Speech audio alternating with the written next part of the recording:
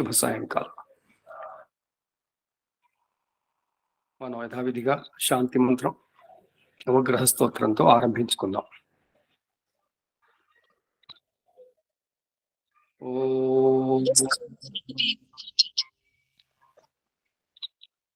సహనావతు సహనౌ భునక్తు సహ వీర్యం కరవావహై తేజస్వినావధీతమస్తు మా విద్విషావహై. ఓం శాంతి శాంతి శాంతి.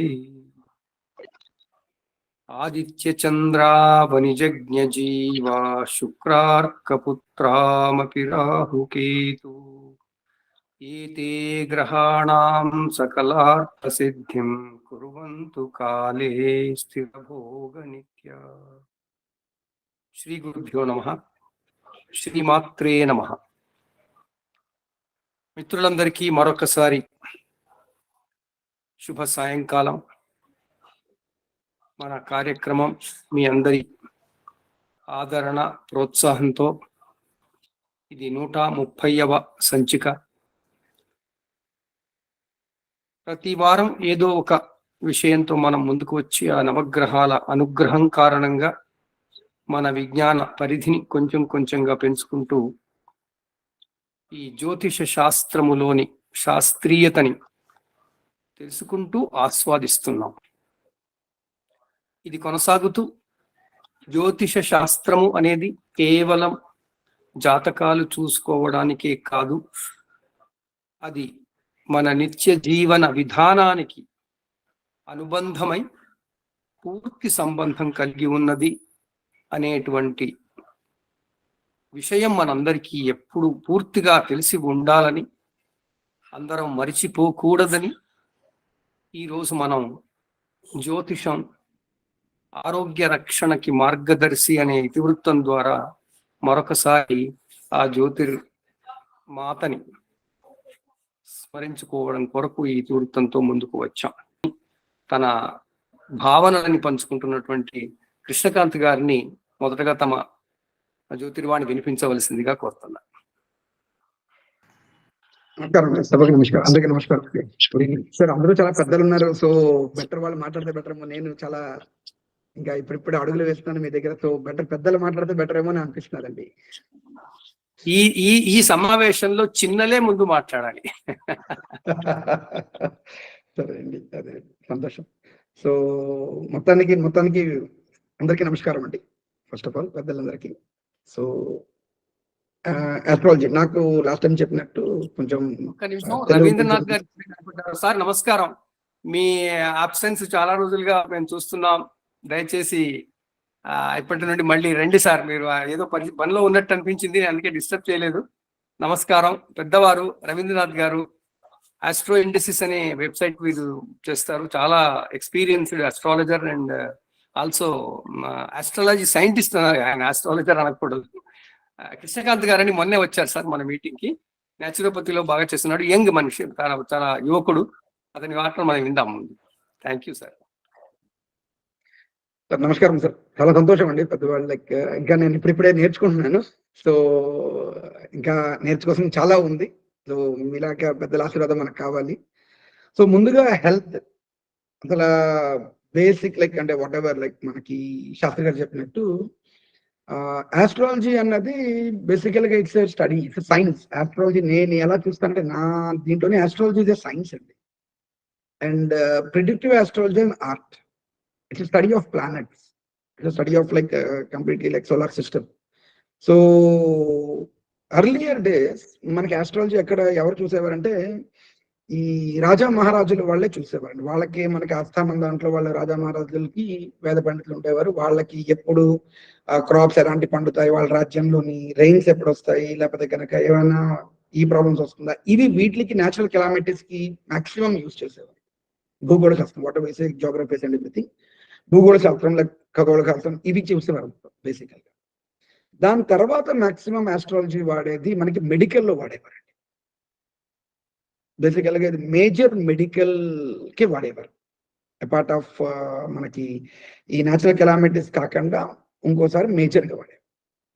ఆ మేజర్ లో కూడా మనం చూస్తే మెడికల్లోని ఈ విజ్ఞానం ఏదైతే ఆస్ట్రాలజీ విజ్ఞానం లేకపోతే కనుక ఇది మొత్తం కనుమరుగయ్యింది మనకి ఇంచుమించు స్వాతంత్రం వచ్చిన తర్వాత దగ్గర నుంచి మోర్ ఓవర్ లెస్ ఇది తగ్గుకుంటూ వచ్చింది. అంటే 1950 1960 దగ్గర నుంచి ఇది ర్యాపిడ్ గా తగ్గుకుంటూ వచ్చింది. అప్పటిదాకా కొంచెం కొంచెం తగ్గుతూ వచ్చింది జనరేషన్ కి. బికాస్ ఇది ఏమీ రిటర్న్ ఉండేది కాదు, స్మరణ ఉండేది. నేను మీకు చెప్పాను ఇందాక మీరు ఉపద్ఘాతంలో చెప్పినట్టు ఎవరో మా బామ్మగారు చెప్పారండి ఇది పాటించండి అన్నది చెప్పేవారు మనకి బేసికల్ గా. సో అది లేకుండా మనకి ఈ కేవలం mouth to mouth transfer like return scripts ఏమి ఉండేవి కాదు, హార్డ్లీ 1 స్క్రిప్ట్ లో. కొన్ని మంది పూర్వీకులు వాళ్ళ ఇంట్లో అయితే చాలా మంది చూసారనమాట, వాళ్ళ పూర్వీకులు డాక్టర్లు మళ్ళీ నెక్స్ట్ డాక్టర్లో అవుతారు. ఎందుకంటే వాళ్ళు రాసుకొని వచ్చేవారు, బాబు నన్ను ఇది వాడు అని చెప్పేసి అలా అలా అలా అలా వాడుతూ ఉండొచ్చు. సో మోడర్న్ మెడికల్ సిస్టమ్ మనకు ఒకసారి 1950s 60s నుంచి ఎప్పుడైతే డెవలప్మెంట్ స్టార్ట్ అయిందో, మనకి కమర్షియలైజ్ ఎప్పుడైతే అయిందో స్టార్టింగ్ లైక్ అక్కడి నుంచి మనకి ఈ విజ్ఞానాన్ని మొత్తం అలా కన్వర్ట్ వస్తుంది. మళ్ళీ కొంతమంది నాకైతే మా గురువు గారు ఎవరైతే చెప్పారో మీలాంటి పెద్ద వాళ్ళందరూ మళ్ళీ పట్టుకొని మళ్ళీ మనం విజ్ఞానాన్ని మనం ముందుకు మేజర్ గా నేను అబ్జర్వ్ చేసింది పూర్వకాలం మనకి 2 పాయింట్స్ లో మనకి మెడికల్ ఆస్ట్రాలజీ బాగా వాడేవారు. ఒకటి కుజుడు శుక్రుడు, ఈ 2 పాయింట్లు వాడేవాళ్ళు. Next Rahu Ketu. Major planets consideration అంటే కుజుడు శుక్రుడు రాహుకేతు చంద్రుడు. ఈ 5 మేజర్ ప్లానెట్స్ అండి. ఏమైనా డిసీజ్ కారణాలు వస్తే కనుక మనకి చంద్రుడి మీద చూసారు. ఎందుకంటే మేమేమంటామంటే ఎవరికైనా సరే ఇప్పుడు గ్రావిటేషనల్ ఫోర్స్ ఏదైతే పనిచేస్తుందో అది వాటర్ మీద బాగా పనిచేస్తుంది. 3 తాలూకు గ్రావిటేషనల్ ఫోర్స్ వాటర్ మీద బాగా పనిచేస్తుంది. అందుకే సముద్రానికి మనకి హై టైడ్స్ లో టైడ్స్ మనకు కనిపిస్తాయి. పున్నానికి అమావాస్యకి మనం చూస్తాం హై టైడ్ లో టైడ్స్ అని చెప్పేసి.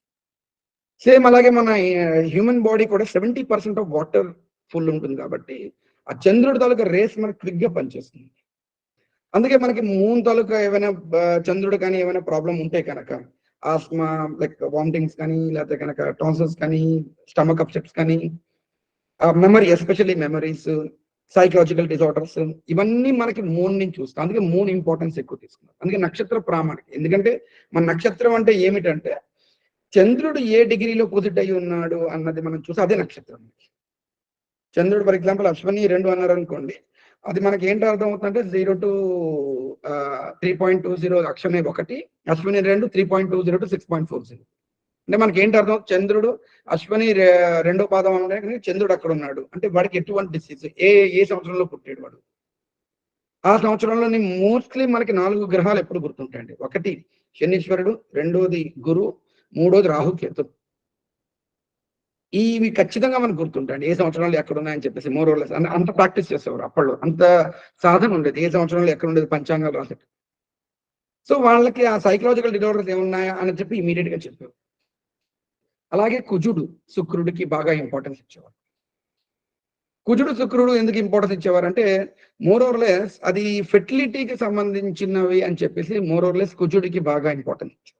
అందుకే మనకి 2 దోషాలు ఎక్కువ చాలా ఫేమస్ అయ్యాయి. ఒకటి దోషం అన్నం, బట్ కుజు దోషం ఏదైతే మనం బాగా వింటామో కుజు దోషం ఒకటి,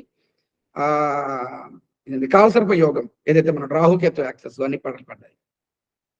ఈ 2 బాగా ఫేమస్. మిగతావన్నీ మోరోర్లెస్ అంత ఫేమస్ అని ఈ 2 బాగా ఫేమస్ అయ్యాయి. కుజు దోషం ఎందుకు? ఎందుకంటే కుజుడు మనకి మోస్ట్లీ మనకి సూచించేది ఫెర్టిలిటీ ప్రాబ్లమ్స్. అలాగే శుక్రుడు ఫెర్టిలిటీ. ఎందుకంటే పూర్వకాలం మనకి జాతకాలు ఎవరు ఏమంటారు దాన్ని, నా జాతకం చూసి నేను రాజ్యం ఎప్పుడు అవుతాను, లేదా ఒక సైనికుడు వెళ్ళి నేను రాజు ఎప్పుడు అవుతాను, లేదా నాకు మంత్రి ఎప్పుడు అవుతాను అడిగేవాడు కాదండి. కేవలం జాతకాలు మెడికల్కే ఉండేది. లేదా కనుక ఇప్పుడు ఈ కాలంలో మనకి ఫారెన్ వెళ్తానంటారు. పూర్వకాలం అంటే రాజ బహిష్కరణ, దేశం వదిలి వెళ్ళిపోవడం, దేశ బహిష్కరణ, that is foreign, nothing but ఈ దేశం నుంచి వేరే దేశం సెటిల్ అవ్వడం అంతే. సో ఈ దేశంలో కాదు, వాళ్ళు వేరే దేశంలో స్థిరపడుతున్నారు. అంటే మన రాజ్యం వదిలేసి వేరే రాజ్యంలో వెళ్తున్నారు. ఇదివరకు అది చాలా రాంగ్. అది ఇప్పుడు డైనమిక్స్ అదే అంటారు. లాస్ట్ టైం కూడా ఇదే చెప్పాను. Dynamics of astrology has been changed. మన డైనమిక్ మారిపోయి మనం ఇది వరకు దేశం అదే ఏంటంటే ఇల్లు వదిలి చెడిపోయాడు, దేశం వదిలేసి పోయాడు అని చెప్పేసి అనేవారు. అదే ఇప్పుడు మనకు వచ్చేసరికి వేరే దేశంలో సెటిల్ అయిన గ్రీన్ కార్డ్ వచ్చిందని సంబరాలు చేసుకుంటారు. నేను 2 రైటే అంటాను. నేను ఇది తప్పును అది తప్పును. ఆ కాలంలో అది రైట్, ఈ కాలంలో ఇది రైట్. మనం యాజ్ ఆస్ట్రాలజర్ గా మనం అర్థం చేసుకోవాలి. సో వాడి దేశం వదిలి చెడిపోయాడు అంటే కనుక రాంగ్ వే అంటే కనుక పూర్వకాలం ఎవరు వచ్చి ఏ సైనికుడు వచ్చి లేదా ఎవరు వచ్చి సార్ నేను రాజ్యం వదిలేసి ఎప్పుడు వెళ్ళిపోతాను, మన దేశం నుంచి ఎప్పుడు బయటకు రాజ్యంలో ఎప్పుడు బయటకు వస్తారని అడిగేవాడు కాదు. కానీ ఇప్పుడు నా దగ్గరికి వచ్చి ఎవరిని అడిగారు అనుకోండి, సార్ నాకు వీసా ఎప్పుడు వస్తుంది, నాకు గ్రీన్ కార్డ్ ఎప్పుడు వస్తుంది అంటే కనుక నాకు అదే గుర్తుంటుంది. పూర్వకాలం ఏదైతే అనేవారు. ఏం చేస్తాం, సరేనన్నా అదే నెగిటివ్ చూడాలి, పాజిటివ్ కాదు నెగిటివ్ చూస్తాను నేను చాట్లో. ఏం చేయమంటే తప్పదు, కాలమైన పరిస్థితి మనం కూడా మారాలి, తప్పదు. That to the point. ఈ కుజు దోషం అన్నది ఏంటంటే బేసికల్ గా మోర్ ఆర్ లెస్ ఫెర్టిలిటీకి, ఇందాక చెప్పినట్టు కుజుడు శుక్రుడు మనకి ఫెర్టిలిటీకి బాగా చూస్తారు. అందుకే కుజు దోషం ఆ రోజుల నుంచి ఈ రోజు వరకు ఫేమస్ అయిపోయింది. కొన్ని మంది కమర్షియల్, నేను అందరినీ చెప్పను, అందరూ అలాంటి వాళ్ళు కాదు, బట్ కొంతమంది వల్ల అది నెగిటివ్ ఇంపాక్ట్ అందరికీ వస్తుందండి కుజు దోషం. కుజు దోషం అంటే ఏమిటి? కుజుడు బేసికల్ గా నార్మల్ పొజిషన్ లో కాదు, ఎక్స్ట్రీమ్ వేరే పొజిషన్ లో ఉన్నాడు. ఏదైనా నార్మల్ గా ఉంటే ఇట్స్ గుడ్. ఒకవేళ కుజుడికి దోషం అంటే కనుక కుజుడికి నార్మల్ పొజిషన్ లో లేదు వాడికి, అంటే వాడికి ఎనర్జీ ఇన్బ్యాలెన్స్ ఉంది అన్నది కుజు దోషం. సో ఆ కుజు దోషాన్ని ఎలాగ తగ్గించేవారు, ఎలా పెంచేవారు అంటే, ఒకటి ప్లానెట్ అన్నది ఒకటి 0 నార్మల్ స్టేజ్ అనుకుంటే కనుక దాన్ని అప్పర్ మార్స్ అంటాం, అంటే హై లెవెల్. లోవర్ మార్స్ అంటాం, లో లెవెల్. పామిస్ట్రిక్ లో అదే చెప్తాం, upper Mars mount, lower Mars mount. So కుజుడు అప్పర్ మార్స్ ఉన్నాడు, లోవర్ మనం చెక్ చేసుకోవాలి ఎక్కడ ప్లేస్మెంట్ ఎక్కడ ఉంది. కర్కాటకంలో ఉంది, నీచిపడ్డాడు. మకరంలో ఉంది, ఉచ్చులో ఉంది. సప్తమ స్థానంలో ఉంది, ఉచ్చులో ఉంది, వాడికి ప్రాబ్లమేటిక్ ఉంది. సప్తమానం ఎక్కడ ఉంది? సో కుజుడికి ఎటువంటి దోషం ఉందో మనం చెక్ చేసుకోవాలి. ఎందుకంటే కుజుడు ఇస్ ఎనర్జీ, బేసికల్ గా మనం ఎనర్జీ కావాలి. సో పూర్వకాలం మనకి ఓన్లీ చూసేది, మనకి చూస్తే కనుక ఈ పనులు ఎక్కువ ఉండేవి కాదండి. మనకి పనులు అవన్నీ నార్మల్, లైక్ ఏమంటారు దాన్ని, ఈ ఎక్కువ ఫెర్టిలిటీకే చూసేవారు, ఎక్కువ ఫెర్టిలిటీకే చూసేవారు. సో ఎనర్జీ ఉండాలి. ఓకే, కనీసం మినిమం సంతానం మనకు వచ్చేసరికి 5 6 ఉండేవారు. సో దానికోసం చూసేవారు. దానికోసం వాళ్ళు చెప్పారు, బాబు నాన్న నీకు కుజుకు దోషం ఉంది, నువ్వేం చేస్తావంటే వాళ్ళు రెమెడీస్ దానికి ఇచ్చేవారండి. అలాగే శుక్రుడు, ఏమైనా శుక్రుడు వీక్ ఉన్నాడు అనుకోండి మగవాళ్ళకి, సో శుక్ర కణాలు, అదే మన కామన్ లాంగ్వేజ్ లో శుక్ర కణాలు అంటాం, స్పర్మటోజోవా వాట్ ఎవర్ స్పోమ్స్ అంటాం, శుక్ర కణాలు, అదే శుక్ర కణాలు. అదే వీనస్ మనం చూస్తాం, వీనస్ బావులు తక్కువ ఉంది లేకపోతే కానీ ఎక్కువ ఉంది, దానివల్ల ఎలా పెంచాలి, ఏం పెంచాలి, న్యాచురోపతిగా రెమెడీస్ ఇస్తారు. ఇదివరకు మనం అబ్జర్వ్ చేస్తే కనుక మనకి కిల్లీలు మనం ఇచ్చేవాళ్ళు. అంటే నేను కొంచెం తర్వాత మనం ఈ టాపిక్ మళ్ళీ ఇంకోసారి తీసుకుంటాను, ఎస్పెషల్లీ ఈ ఎలాగా ఏమిటి మనం అదే తర్వాత టాపిక్ తీసుకుంటాను తర్వాత. మనం శుక్రుడిన ప్రాబ్లం ఉంటే కనుక వీనస్ పెంచేవారు. అదే మెడికల్లో శుక్రుడిన ప్రాబ్లం ఉంటే కనుక మనకి హెయిర్ ప్రాబ్లం ఉండేది, దంతాల ప్రాబ్లం ఉండేది. అందుకే పెళ్లి చూపులకు వెళ్ళేటప్పుడు ముందు మనం ఏం చూసేవారంటే అందరూ, ఇదివరకు, ఇప్పుడు కాలం నేను చెప్పట్లేదు దయచేసి, పూర్వకాలంలోని అబ్బా అమ్మాయి జుట్టు చాలా బాగుందిరా అంటే కనుక వీనస్ బాగుంది, షీఈస్ గుడ్ ఫర్ ఫెర్టిలిటీ. పళ్ళు బాగున్నాయి, కొన్ని క్లాసిక్స్ మార్స్, కొన్ని క్లాసిక్స్ లో వీనస్ అంటా ఉంటాయి. సో వీనస్ అంటే పళ్ళు బాగున్నాయి, నవ్వు చాలా బాగుంది అంటే పళ్ళు బాగున్నాయి అంటే కనుక ఎటువంటి ప్రాబ్లం లేదు, వెంటనే పెళ్లి అయిపోయేది. ఎందుకంటే తను ఫెర్టిలిటీకి చాలా మంచి తినని చెప్పేసి. అలాగే మార్స్, కుజుడు బాగున్నాడు అంటే ఎనర్జీ ఉంది, ఒక 5 6 కన్నాను కూడా ఎనర్జీ ఉంది. సో వాళ్ళకి మనకి రెమెడీస్ ఇచ్చేవాళ్ళు, ఏమైనా ప్రాబ్లం ఉంది వాళ్ళలోని రెమెడీస్ ఇచ్చేవారు. మగవాళ్ళకి ఏం చెప్పేవారు, లేకపోతే కనుక ఎవరికైనా సరే పంటి నొప్పి అంటే వీనస్ అని కంపేర్ చేస్తాం మనం. పంటి నొప్పి exalted element of Venus is లవంగం. ఆ లవంగాన్ని పెడితే పంటి నొప్పి తగ్గిపోయేది ఇది వరకు. మీరు అబ్జర్వ్ చేస్తే కనుక ఇప్పటికీ మన టూత్ పేస్ట్ లోని లవంగం నీమ ఏదైతే క్లో నూనె యాడ్ చేశారు, క్లో టూత్ పేస్ట్ అని వస్తున్నాయి. లవంగం ఇట్స్ వీనస్ ఎలిమెంట్. మన పంటి నొప్పి అయిన ప్రాబ్లం ఉంటే కనుక లవంగం పెట్టేవాళ్ళం, ఎగ్జాల్టెడ్ వీనస్ ఎలిమెంట్. సేమ్ అదే ఇది మనకి ఏమైనా మగవాళ్ళలో ఏమైనా ప్రాబ్లం ఉంటే కనుక సేమ్ దాంతోనే క్యూర్ చేసేవారండి. కిల్లీలో మనకి ఖచ్చితంగా ఇది పెట్టారు. రాత్రి కూడా కిల్లి తినే అలవాటు ఉండేది, ఫర్దర్ నేను చెప్తాను తర్వాత ఎప్పుడైనా. బట్ కిల్లి తినే అలవాటు ఉండేది మనకి. ఆ కిల్లీలో లవంగం వేశారు, any kind of issues can set it out, set అయిపోయింది. మార్స్ ఎనర్జీ లెవెల్స్ పెంచేవారు. ఎలా పెంచేవారు? ఎక్కువ ఎనర్జీ ఉందనుకోండి, బాబు నాన్న మంగళవారం గుడికి వెళ్ళు, ఏమైనా ప్రాబ్లం ఉంది, ఇన్ఫెర్టిలిటీ ప్రాబ్లం, మనకి అబ్జర్వ్ చేస్తే కనుక మన గురుగారు వాళ్ళకి చెప్తారు, మంగళవారం పూట గుడికి వెళ్ళండి, నాగదేవుడికి వెళ్ళండి, ప్రదక్షిణం చేయండి అని చెప్పేసి. ఎప్పుడు అవి ఏంటంటే రావి చెట్టును వేప చెట్టుకి పూజలు చేసి లేకపోతే కనుక దానికి పెళ్లి చేశారంట, అంటే రెండు కంబైన్ గా జాయింట్ చేసి పెట్టేవారు. సో రావి చెట్టు 11 సార్లు తిరగాలి మనం అని చెప్పేసి. సైన్స్ ఏం చెప్తుంది? రావి చెట్టు అన్నది, ఆ గాలి అన్నది ఎవరైనా పీలిస్తే కనుక ఎటువంటి ఈ ప్రాబ్లం ఉన్నా సరే, గైనిక్ ఇష్యూస్ ఉన్నా సరే లేడీస్ లోని అటు సాల్వ్ చేస్తుంది. బట్ అక్కడ గడపాలి, కనీసం హాఫ్ అన్ అవర్ గడపాలి మీరు. అందుకే మన గురువు గారు చెప్తారు ఏమని, సరే మీరు రావి చెట్టు దగ్గరికి వెళ్ళండి, నావి చుట్టూ 11 సార్లు ప్రదక్షిణ, అట్లీస్ట్ ఆ 11 సార్లు ఏమైనా మంత్రం చదువుకోమంటారు అట్లీస్ట్. అంటే మంత్రం అయిపోయి ప్రదక్షిణ చేస్తారు కదా, ఒక అరగంట కూర్చోవాలి అక్కడ గుడి దగ్గర కూర్చోవాలి, కనీసం గాలి పీలుస్తారు, మంచి పాజిటివ్ ఎనర్జీ ఉంటుంది, ఆటోమేటికల్లీ ప్రాబ్లమ్ సెట్ అయ్యాయి. మగవాళ్ళకు కూడా అంతే, వేప చెట్టు గాలి మంచి మంచి గాలి, అది ఫెర్టిలిటీ పెంచుతుంది మనకి.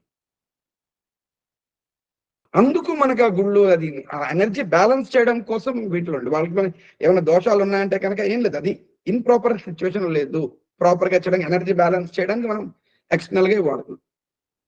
దాంట్లోని పంచతత్వాలు మనం యూజ్ చేస్తాం, భూతత్వ, జలతత్వం, అగ్నితత్వం, వాయుతత్వ, ఆకాశతత్వం. జలతత్వ హోమాలు, సాంబ్రాణి ధూపాలు, ఈ ధూపాలు ఆ ధూపాలు అన్ని వేస్తాం.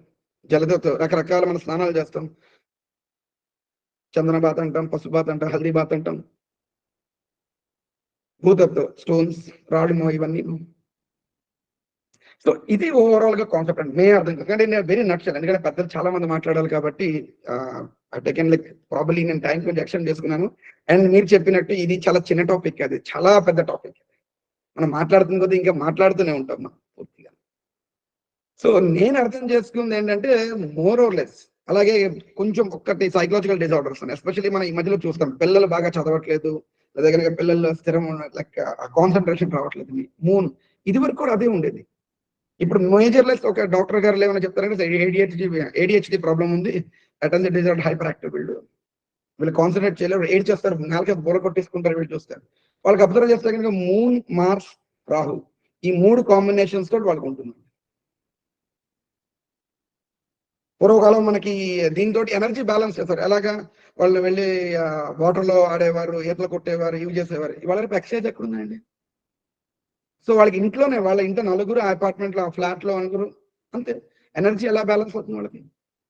నా దగ్గర చాలా మంది వచ్చేవారు, సరే ఇలాగా వాడికి రాహు దశ నడుస్తుంది, అస్సలు ఏదో ఫర్ ఎగ్జాంపుల్ రాహు నక్షత్రంలో పుట్టాడు, ఆద్ర, స్వాతి, శతవిశాఖలో పుట్టాడు, ఫస్ట్ ఇనిషియల్ గా రాహు దశ నడుస్తుంది, ఫస్ట్ పాదంలో పుట్టాడు, ఎక్కువ కాలం ఉంటుంది వాడికి ఈ 3 ప్రాబ్లం ఉన్నాయి, స్థిరం ఉండదు. సో వాళ్ళకి చెప్తాం ఎనర్జీ ఎగ్జాస్ట్ చేయండి వాడికి, సో దట్ ఏడుపులు అవన్నీ కాన్సన్ట్రేషన్ పెరుగుతుంది. దానికి ఆ పర్టికులర్ ఏ తత్వంలో ఇవ్వచ్చు వాళ్ళకి, ఈ 5 తత్వాల నుంచి భూతత్వ, జలతత్వం, ఈ వీటిల్లో వాళ్ళకి రెమెడీ ఇస్తాం. This is what the science, this is what I'm balancing science with nature అండి. ఈ నేచురల్ గా ఎలా క్యూర్ చేయొచ్చు, నేచర్ గా వాళ్ళ చార్ట్ ప్రకారం ఇది నేను చేస్తాను. That's all from my side అండి, that's what like I have done. So rest all పెద్దలు కూడా మాట్లాడితే నాకు నేను నేర్చుకుంటాను వాళ్ళ దగ్గర. So this is what my kind of research. So తప్పులుండే మేజర్లీ క్షమించాలి నన్ను. ఓకే, ఏవైనా సలహాలు సూచనలు ఉంటే తప్పకుండా నాకు సలహాలు సూచనలు. చాలా ధన్యవాదాలు కృష్ణకాంత్ గారు. చాలా చాలా మూలాలకి వెళ్ళి చాలా సరళంగా బాగా చెప్పారు.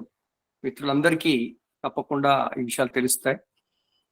ఇప్పుడు కృష్ణకాంత్ గారు చెప్పినట్టు మనం జ్యోతిషంలో ఇటు కుజుడికి అటు శుక్రుడికి చాలా ముఖ్యమైనటువంటి ప్రాధాన్యత ఎందుకు ఇచ్చామంటే, మీరు సౌరమండలాన్ని గుర్తు చేసుకుంటే సూర్యుడు, చంద్రుడు బింబగ్రహాలైన తర్వాత భూమికి ఒకవైపు కుజుడు, మరొక వైపు శుక్రుడు ఉన్నారు.